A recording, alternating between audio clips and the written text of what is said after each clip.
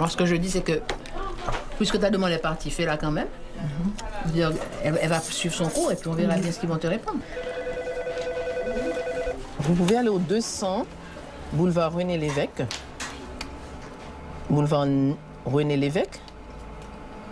Bureau 050.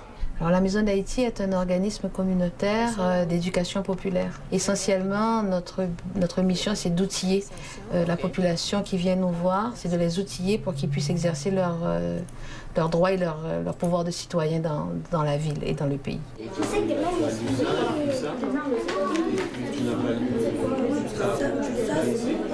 Moi, ça fait à peu près 8 ans que je travaille ici à l'aide aux devoirs précisément. Je suis la personne responsable. Des fois, j'ai des bénévoles qui m'aident à travailler avec les enfants.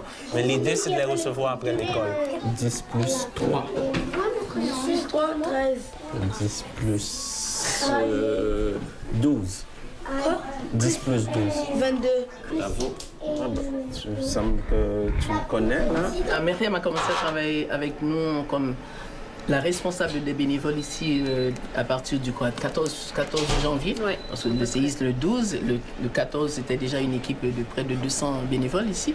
Alors Myriam était une des responsables. Ça, maintenant, je m'occupe avec Ghislaine du volet plus immigration. En fait, on remplace un petit peu les agents d'immigration qui étaient là pendant le moment de la crise. Ça, c'est le premier formulaire. Ensuite, à force de travailler ici, je me rends compte qu'il y a plein de services qui sont offerts. Et c'est là qu'on se rend compte que c'est vraiment un organisme de référence pour les gens qui viennent ici. Ce qui est intéressant de constater, c'est que la présence de la communauté haïtienne, ce n'est pas une présence isolée, refermée sur la communauté. C'est une présence qui est vraiment ouverte sur le pays, sur le Québec, sur le quartier, sur toutes les régions. Et donc, on est en réseau, effectivement, avec beaucoup d'autres organisations. Par exemple, la Maison d'Haïti a été à l'origine de certains mouvements, comme par exemple le regroupement des groupes populaires en alphabétisation du Québec. On était là dès le départ.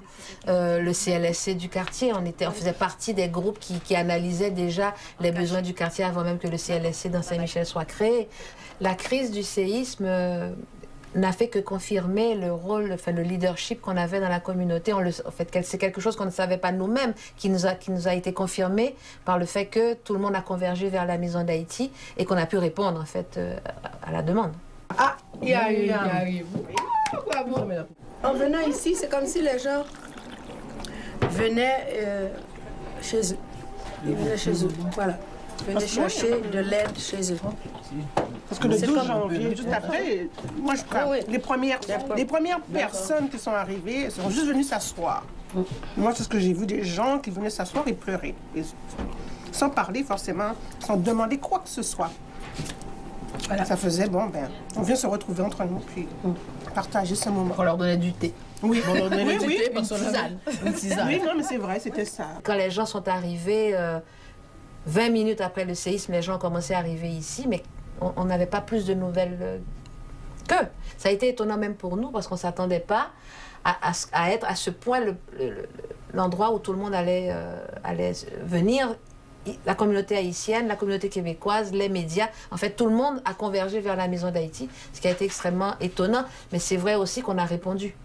On a répondu immédiatement. Et l'image qu'on a donnée, non seulement l'image, mais la réalité, c'est que c'est une communauté qui s'est prise en main immédiatement.